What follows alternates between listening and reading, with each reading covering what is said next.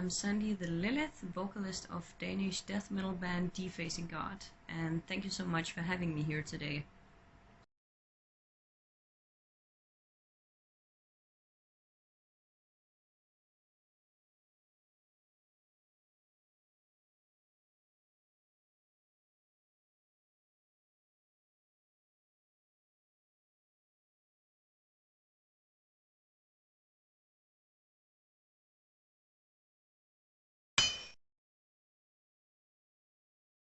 How the whole thing began. Yeah, it's quite some years ago now, so it's a little bit hard for me to remember exactly how it began, but I can start by telling a little bit about my personal musical journey as a vocalist. And I must say, my whole life, actually, since I was a little girl, I attended art classes. I always liked to perform. I liked to sing. I went to singing competitions and everything, ever since I was a little girl. I always liked to be on stage, and I always liked to sing, and I always liked to perform. So yeah, this whole thing being a vocalist has always been a very big part of my personality, actually. I started singing, funny as it sounds, in church, in a choir when I was very little. I guess I must have been like 8, 9 years old maybe. And then I was choir singer for like 6 or 7 years, must have been actually. But I remember I always liked it, but the choir singing was really, it was never enough for me, because I grew up with rock and heavy metal, like Metallica, Pantera, Slayer, Judas Priest, all the good old stuff, so I've always liked the style of music, so the choir singing was not that satisfying for me, so to say.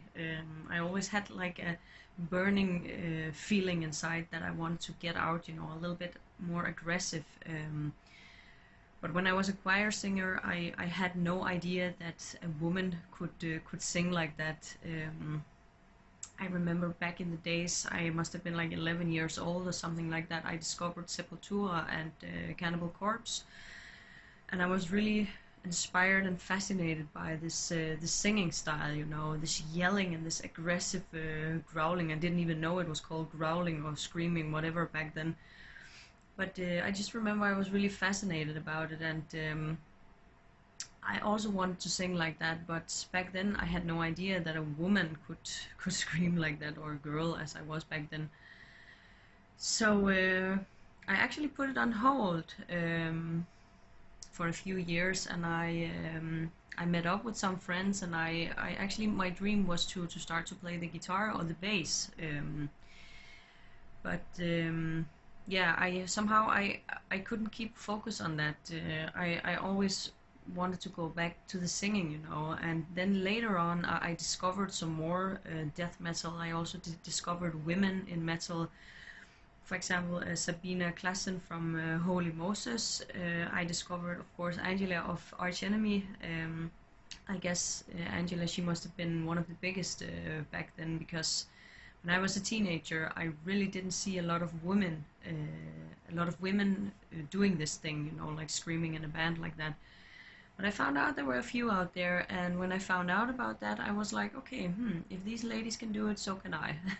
So, and I must have been like 14 around this time. Yeah, 14 years old, and I started to practice. I already had a good foundation for starting this extreme way of singing, because I said I was a choir singer. So I learned, or not learned, I knew all the techniques already for singing. I knew it takes a lot of stamina, and it takes a lot of practice, and it requires that you are in good shape, to keep up with the screaming, because it's pure cardio, actually. So a pair of good lungs is really required for this singing style. But ever since I discovered that it also could be a thing for women to sing this way.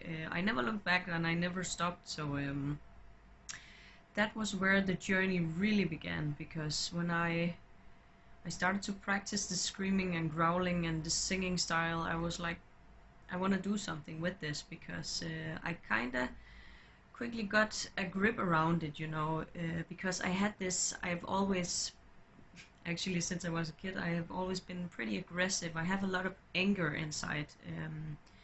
So it comes pretty natural for me to actually just scream as loud as I can, you know, and it really burns in my stomach and in my chest, and I just want to get it out, you know. So for me, it came pretty natural. Of course, it took years to build up the stamina and to build up the strength on the vocal cords.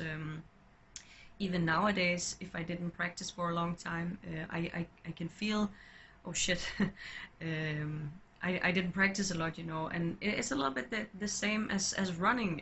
You also don't just go out and run a marathon after a few days of running. You really have to build up the strength, and it's the same thing with this way of singing.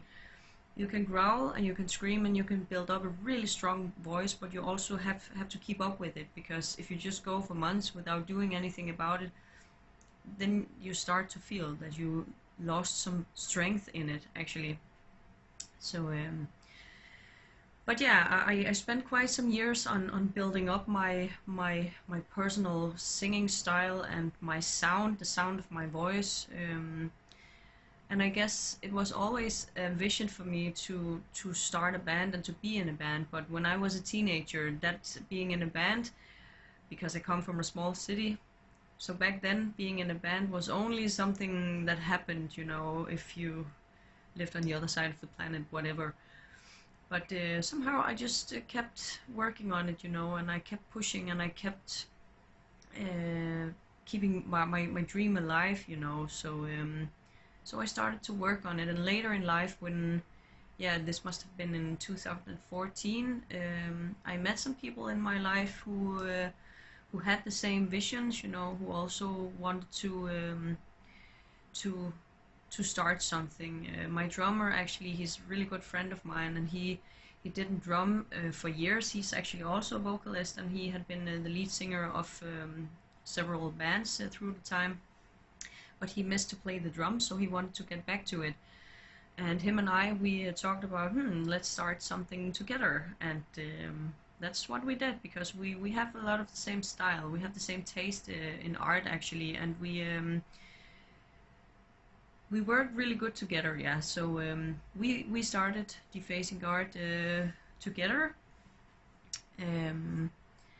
And yeah, then we spent some time on actually finding the right band members, and that also took some years. We had a lot of challenges and obstacles during this whole process of being what we are today. But yeah, we just kept going and we kept doing our thing, and then yeah, out of a sudden it just started to work. Where are we now? I guess we are in 2017 now, yeah. We had the complete setup, a constellation of band members, and we had a vision about that we didn't want to just get out there for whatever price. We wanted to make sure that we had something good. We wanted the whole theme to be spot on. We wanted the sound to be complete for us.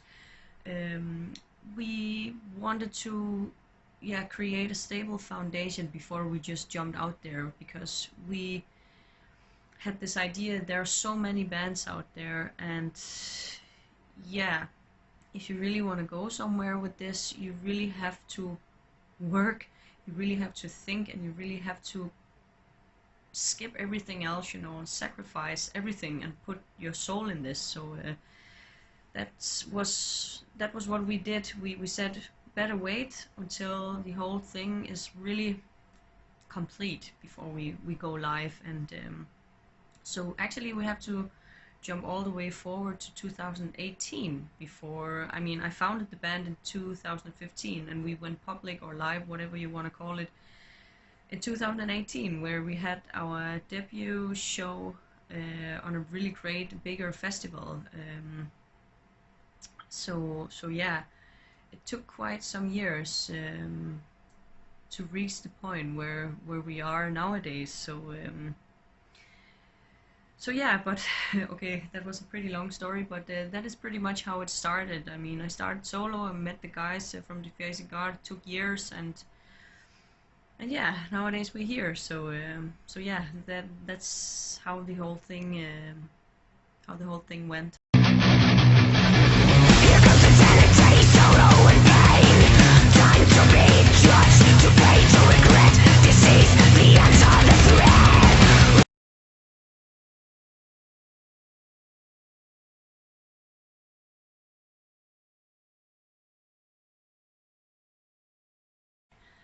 How I would like to describe the sound of Defacing God. Yeah, that's actually a little bit of a hard question, you know, because I must say, first of all, we play melodic death metal. That's our main genre. That's the thing we play. This old school Swedish Gothenburg metal. That's our main style, because that's the style of my guitarist, so that's what we do. And I am pretty much aware about that this is not a new genre. It's something that is seen many times before.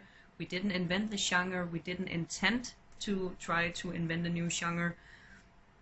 That was never the intention, because you often see nowadays that, especially in reviews of newer bands, that comes up, that's nothing new, it sounds like blah blah blah, it sounds like this band sounds like, yeah, but it is as it is, you know. If every band in this world had to come up with a new genre, it's not even possible. I mean, but what I think is possible is that you can take a certain genre and then you can pour all your own personality in it, and that way you can make it unique. Swedish death metal has existed since early 90s. So yeah, I said it's heard a lot of times before. But and yeah, I said we didn't intend to do anything new, because we're actually pretty proud of this old school Scandinavian sound, you know, and we like it.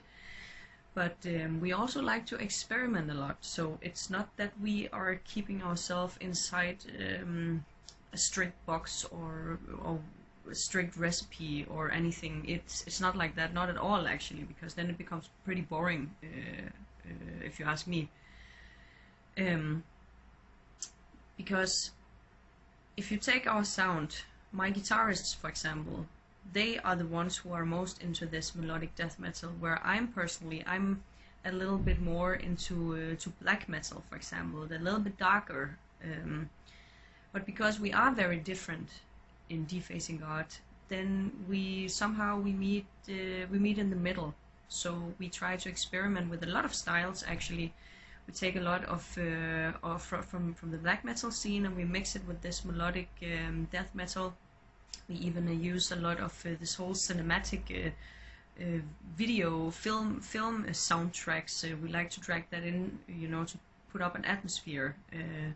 We like that when we create a song, that you can hear the lyrics, you can hear the guitars, but you can also hear this kind of soundtrack in the background, so that you get pictures in your head, so you can relate to what's been said in the lyrics, you know. And for me personally, that's easier if I have this atmosphere, you know. So that's also the idea about it, or behind it. And we even like to drag in classical music and classical parts in our music. So we really like to take a little bit from everywhere and meld the whole thing together, you know. So, and I think for the Swedish death metal, it's a little bit it's not typical that you see this whole symphonic, all these orchestration parts. That's actually something that is more seen in the black metal scene, if I'm correct. Because there's a lot of these symphonic black metal bands, atmospheric black metal, you know. But it's not so often seen in this melodic death metal that you drag in so many of these dark aspects from the black metal, you know. And that way I try to add my personal twist to a genre, that already existed, you know. So yeah, it's a little bit hard to describe the sound of Defacing God. It's melodic death metal, but with a lot of darkness, with a lot of personal interest of witchcraft and occultism and all these kind of things, you know. So yeah, melodic, dark. Yeah, I don't know what else to say about it, because I guess it's also a question about taste, you know. So yeah.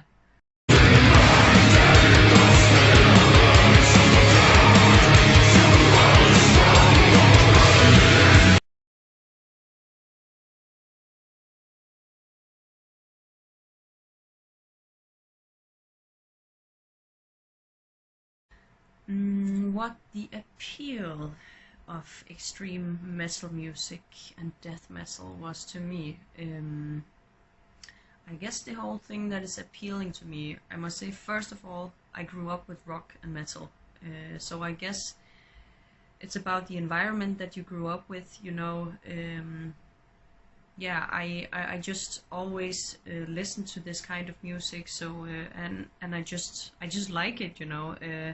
But it's appealing to me because there's so much feeling in it, you know. It's so aggressive, and so it really fits my personality. I mean, normally you say music is what feeling sounds like, you know, and I feel that this extreme kind of music, it just fits to how I feel inside, you know.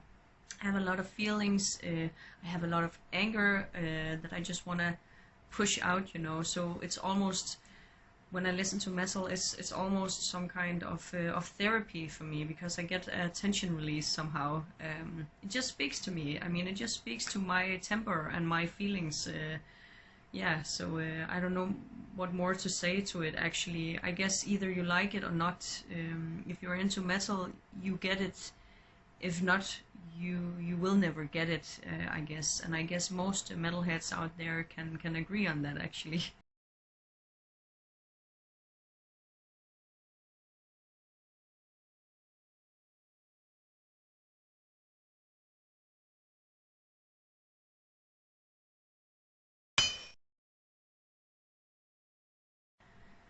Yeah, we have our upcoming album, The Resurrection of Lilith, scheduled to be released September 2nd this year.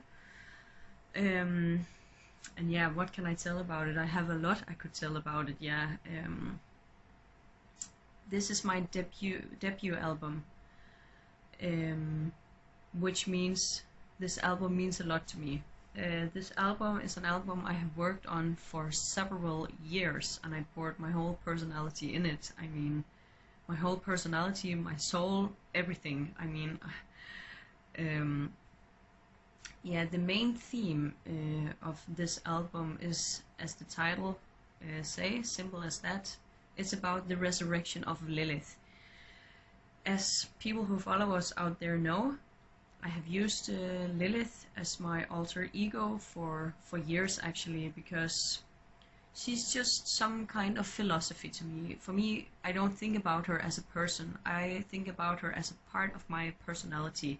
She's a philosophy. She is a part of the way I see the world. Since I was very young, since I was a child, actually, I've always been told that I was wild, I was weird, I was always restless, you know. I have always been very creative. When people went to the right, I always went to left, you know, or the opposite. If someone went to the left, I went to the right, you know. I have always, yeah, just been this restless soul who easily get bored, you know. I could never sit still. I always want something new. I'm really hungry for this life, you know. I just want to experience, and where I come from, I have always felt a little bit like a Lilith. As said, my whole album and my whole theme about Lilith, I base it on this on the story from the Bible, or not from the Bible, but from Christianity. The story about Lilith is that she was the first woman. She was even created before Eve, but she left Garden of Eden because she didn't want to obey Adam. She wanted to be herself. She wanted to have a saying as well. So she ended up saying, fuck you, and she left paradise because she wanted it her way. And I can really relate to that because, yeah, compared to many other normal, I don't know what normal is, but the majority of other women, I guess I have always been, I always stuck a little bit out. I mean, both with my style, but also with my taste in art, music, whatever, everything. For example, I never dreamed about this whole housewife, house, dog, baby, this whole suburban life that most women where I come from, at least, I know of course that there's many others like me out there, but where I come from, yeah, I've always been sticking out from the rest somehow. So this whole Lilith character has always been a philosophy to me. Even my mom tend to say to me when I was younger, "Bah, Sandie, you're such a Lilith," you know, because, and back then I didn't exactly know what it meant, you know, but the older I got, the more interested I got in all this witchcraft, the occultism, the whole dark side of humanity, dark art in general. I found out a lot about this whole Lilith character, and she just inspired me, and so I just, yeah, I just adopted it many years ago. So this album, the first album, The Resurrection of Lilith, it evolves around the resurrection of Lilith. It's about that now Lilith has been dead for many years. She's an ancient figure, female demon, witch, whatever you want to call her. Now she have been watching, you know, that women, they always were challenged somehow. I mean, if you look back, you cannot deny in history that women had many more obstacles than men. I mean, if you wanted to be something in life in ancient days, you had to marry a man from a noble or rich or whatever family, because else you were nothing. Women didn't have the same opportunities. I mean, look at the witch hunt in Europe, for example. Look how many women got cremated because they stuck out from the herd. You know, they were wise women, and the herd were pretty scared of them, so they cremated them at the stake. You know, there are so many of these stories, and you even see nowadays there's still this imbalance. A lot of places around the world, there are still women who are not even allowed to take an education. There are still women who have to cover their whole body because, or else the men come after them, call them slut, whores, whatever, you know. There's so many places in this world where women are still not free, and where there's still this old school view on being a woman, you know, and the woman is expected to grow up, get kids, take care of the house, whatever, you know. And I'm just not in for that. And that's why I wanted to create an album where I tell or talk about all these stories that happen through time. There's, for example, a track on the album about Maccabean, we call her. That's one of the women in Fulda in Germany who was cremated by Balthasar von Dernbach, because this Balthasar von Dernbach, he thought that she was pregnant with the devil himself, for example. So she had to be cremated at the stake. But when she was cremated, they found out, oh, she was not even pregnant actually. So whoa, what a mistake. But he tended to go on with this whole crusade of cremating wise women around. Yeah, and then I have another story on the album. It's actually about the very first woman in Ireland, Alice Cutler. I actually don't know how to pronounce her last name, but I guess Alice Cutler, if I'm correct. She was almost executed in 1324. She was married like 4 times, so she's like this serial monogamist, and every husband that she was married to, they died from the plague or a certain disease. So and right before her 4th husband died, he changed his will to her fortune. So and because of that, people in the family around her, they got jealous, and they thought this must be witchcraft in some aspect. So they accused her, and they haunted her around, were haunting her around everywhere, you know, to execute her. They wanted to cremate her at the stake. So yeah, again, a woman was lucky, a woman was standing out. She was married 4 times because she wanted to. I mean, but back in the days that was not really well seen, I guess. And so then they wanted to execute her. Yeah, I have a lot of stories on this album that evolves around this whole witch hunt in Europe back in the days. But it also evolves around the personal darkness that thrives within ourselves. It's about, the whole album is about sisterhood, about standing up as a woman. I mean, I can only speak for the sake of women, you know, because I'm a woman myself, so I cannot speak for men. But this whole point of view of this album, I see the world from a woman's view. So that's why it evolves around this resurrection of Lilith. She came back to take revenge. She came back to speak up for all these women who never got a voice through time, you know, because it's time that someone stands up. And luckily there's many other strong women out there who also do that nowadays. And I'm really proud to see that. Because yeah, we're stronger together. I mean, we have to stay strong, we have to stick together, and I'm sure that if everyone would do that, you know, instead of working against each other's, but instead work together, I'm sure the world would be a better place. But yeah, so that is what this whole album is about. It's not about one specific thing, it's just about Lilith comes back. She has a lot she wants to tell. For example, regarding the witch hunt in Europe, darkness within oneself, you know, being different, having been growing up in a different environment, you know, sisterhood, whatever, you know. Yeah, and I hope people can hear that when the album is released here in September. So it's a lot of story that goes everywhere, you know. It's my personality, my personal interests that you will see on this album.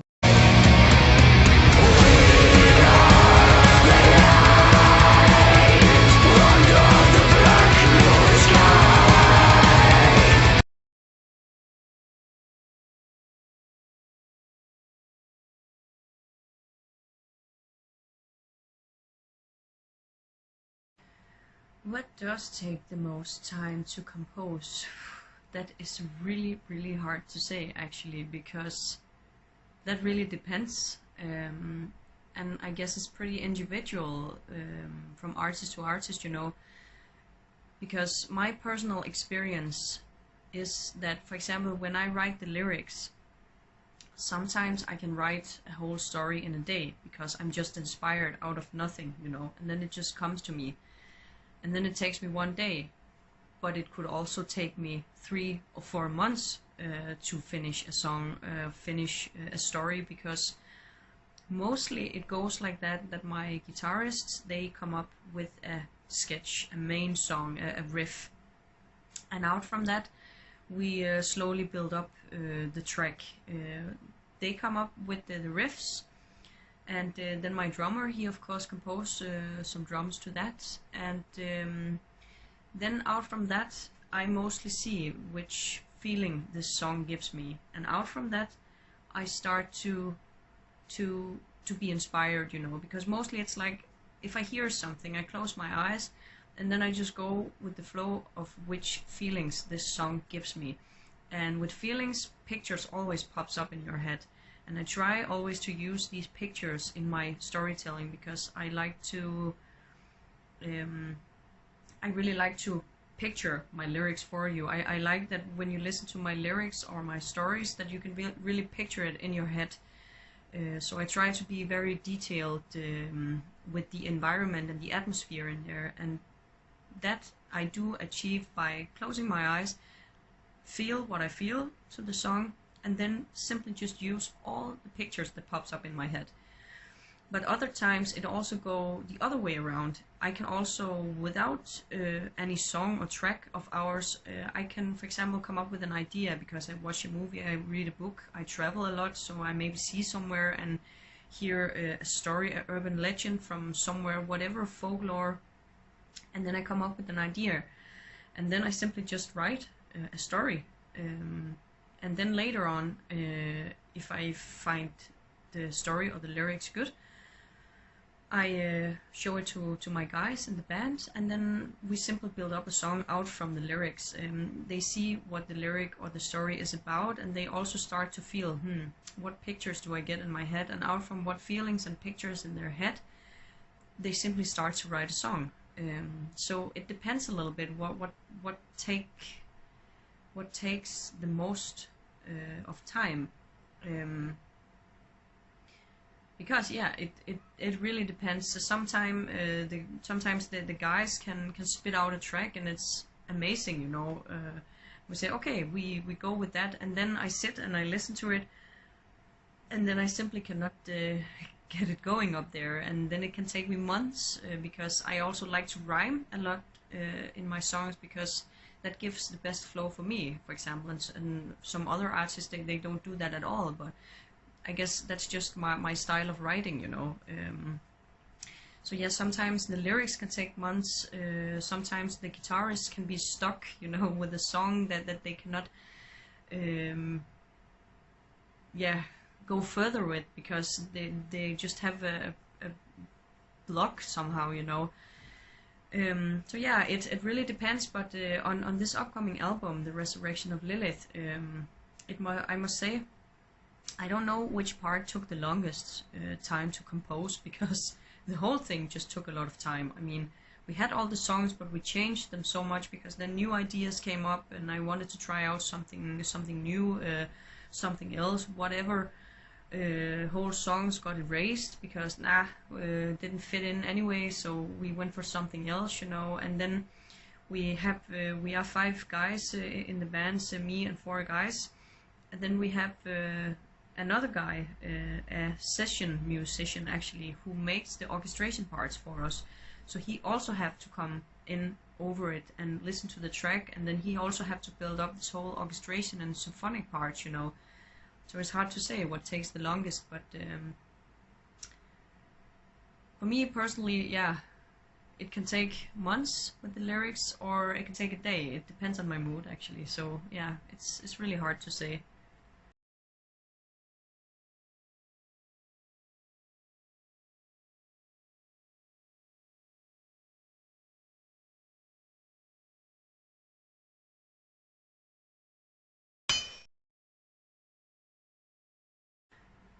Our greatest achievement in defacing art so far. Yeah, I would say actually we had a lot of great achievements. I would say just the simple thing like the opportunity of going on stage and play for an audience.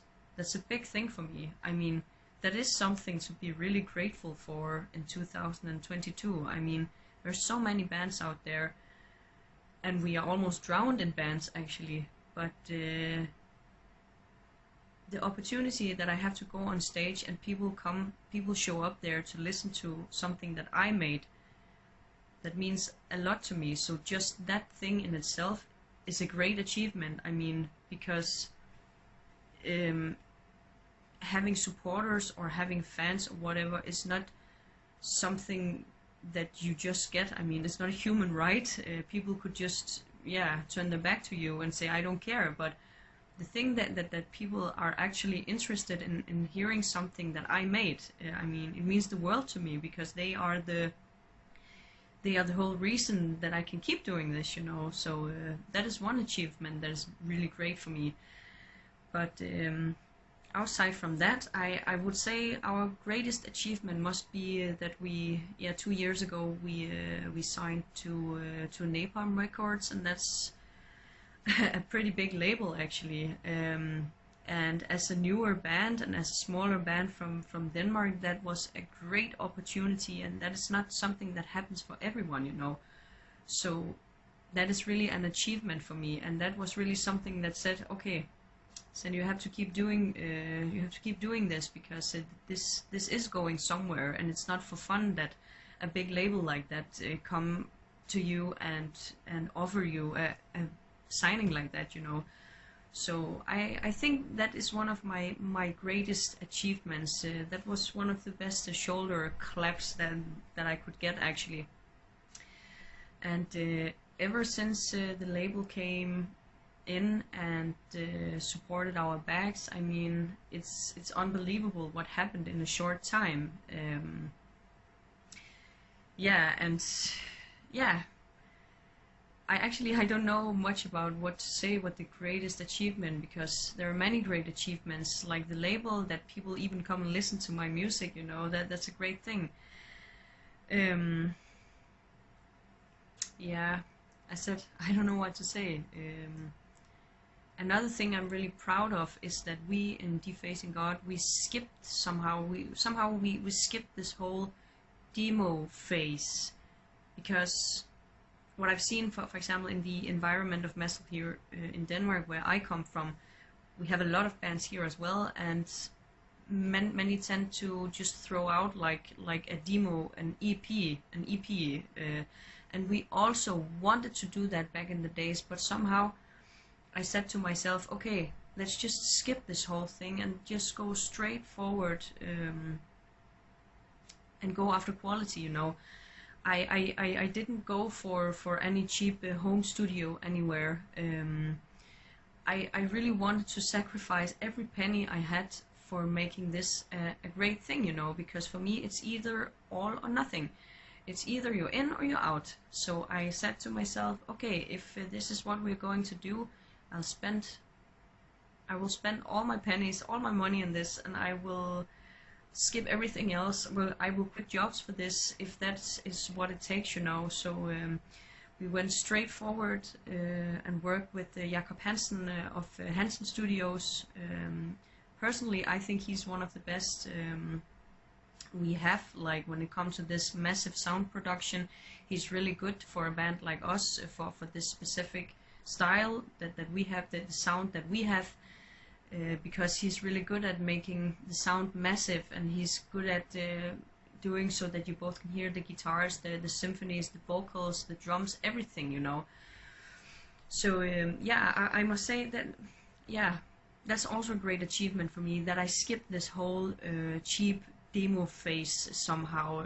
I just, maybe it was pretty naive back then, and maybe I was stupid, but I just said, okay, I close my eyes and I just jump, and I just this must go or fall. I mean, I can rise and I can fall. Let's just do it. Let's try. And I must say, it turned out to be a good choice back then. I mean, to go for quality and skip all the shit, so to say, because you can. But of course, it's also a learning process.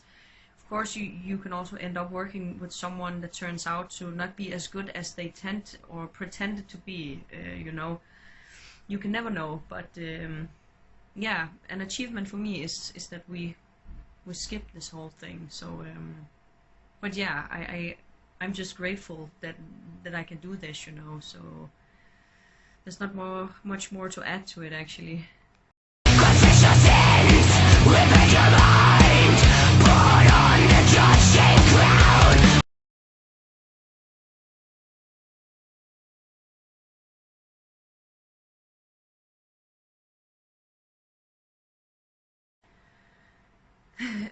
My biggest influences as a metal vocalist.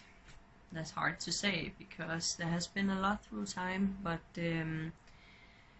one, or those who always stuck to me somehow, the ones that I started out with being inspired from, of course, they that are artists that will always be there somehow in the back of my head, but it sounds pretty weird, but I was always very, very inspired by Ozzy Osbourne himself, because he is so weird, you know. He's really just himself, and he's just one of a kind, you know. He was one of my biggest idols in my childhood. I always followed him, and I always felt I could relate to him somehow, because he was always just the black sheep. And yeah, but he didn't care. He just wanted to do his thing. He didn't feel he was good either in school, on jobs or whatever. He didn't feel he was good at anything but the singing, but the performance part. It's a discussion. Some people even say that he's not good at that, but I wouldn't say that. I mean, I think he's amazing, because if you aren't amazing, you wouldn't have made it so far. End of discussion. But yeah, he always just kept doing his thing, you know, and he just wanted this so bad, so he just went out there and he just kept going. So even though his, yeah, I think most of us know his history. Yeah, but even though he has a little bit of a dark history, he's still one of my biggest idols. So yeah, he must have influenced me a lot. Also Max Cavalera of Sepultura, because Sepultura was actually the very first band I discovered back then, that used this more harsh vocals, like the yelling, the growling. I wouldn't say that Max is growling, he's more like this yelling, aggressive. He was the very first that I discovered. Of course there was also Slayer, but I personally would say that Sepultura, the vocals there are more extreme, you know, so he's also one that I always were inspired of. And when I became a little bit older, because yeah, Marduk has existed for many years, but I first started to know Marduk when the latest singer, Daniel, he came in the band. And if you ask me, he has one of the most extreme vocals in this whole scene. I mean, nobody sounds like him, and he is just pure aggressive, a pure aggressive wall of sound. He's also one of my biggest, I must say, influences, you know, how to say it. And of course, when it comes to women, Angela Gosso has always been a big influence for me as well, because yeah, she was actually pretty much one of the only women that existed there back in the days. So she was the only one us girls could relate to back in the days. So somehow she will always also have a special place in my heart. I like the old Arch Enemy when she still was a part of the band, because I mean, if you ask me, she was the one, she was the whole face, she was the whole, she made the band complete, you know. So she will always have a special place in my heart. But yeah, other than that, yeah, I actually don't know what to say, because there's so many artists out there that actually inspires me and I have the utmost respect for. So it's hard to actually just name a few, because there is really so many, and there always comes something new and you always get inspired, you know. So but yeah, these few are the ones that will always somehow follow me, I guess.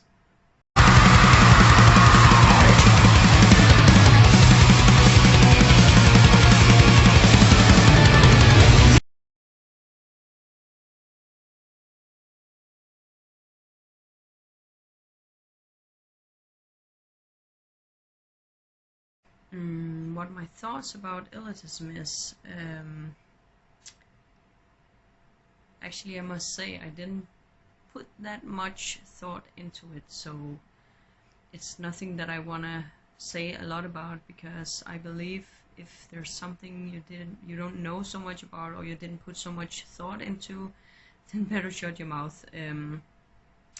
Of course, I see it in the metal scene, and of course I also have an opinion about it, but I guess I just don't care. I mean, just be yourself, just stay true to yourself, your own values, and don't compromise just because other people have another opinion, I guess.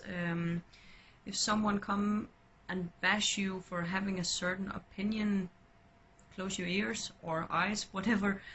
I mean, nobody should decide for you what you should think and what you should do. So yeah, I guess it exists, and it's probably also pretty annoying. Yeah, I mean, I think I'm just good at distancing myself from such things, you know. I just don't care. I just mind my own business. So yeah, I really don't have much to say about it, I guess. So I don't know if it affected me as a woman. Okay, I guess I heard a lot, or not a lot, but I heard sometimes she's a woman. She's a woman in a metal band, so of course the band gets attention, for example.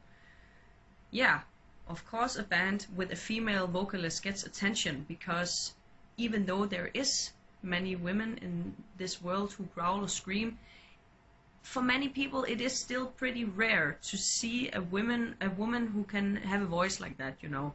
And it takes a lot of practice, and it's a little bit more unnatural for a woman to have such a deep voice. I mean, unless she really do something to get it, you know. So of course it gets attention. I mean, but with that said, I don't think a band, of course, it should not be about that, oh, it's a woman in front, and it's about her, that she has tits, it's about she looks good, whatever. It should not be about that. I get why it's interesting, but I do not get this whole part where people start to bash a band because it's a poser band, because and they are just popular because it's a woman in front. I mean, I guess people in the metal community, most of us has taste and most of us has style, you know, and if we like something, we listen to it. If we don't like it, we simply don't listen to it. I mean, and I don't think we like a band specifically more just because it's a woman or just because it's a man who is in front.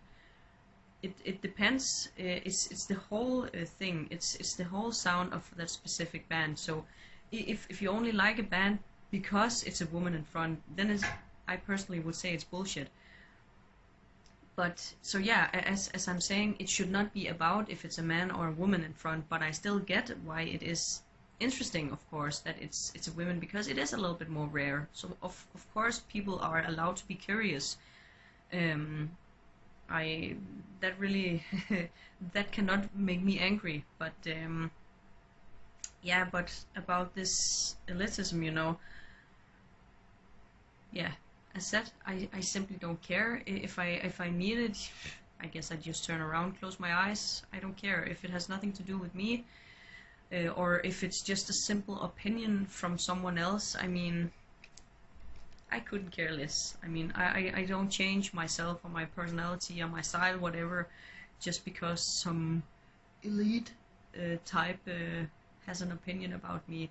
And I suggest everyone to do the same. I mean, if you meet this bullshit during your way, close your eyes and your ears, turn around, don't even waste your time on it. I mean, I don't know what else I should add to that, so yeah. The name will never be the same. Sacrifice, that's a mistake.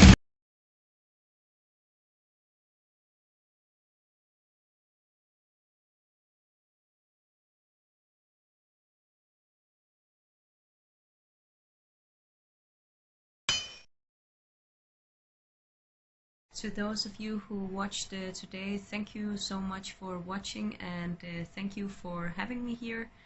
It was a pleasure, and I hope to see all of you on the road someday. Always stay true to yourself and take good care of yourself. Stay true to your values and never change for anybody. Never be afraid to go after your dream, because nothing is really too big in this world if you just go for it. You can do it, and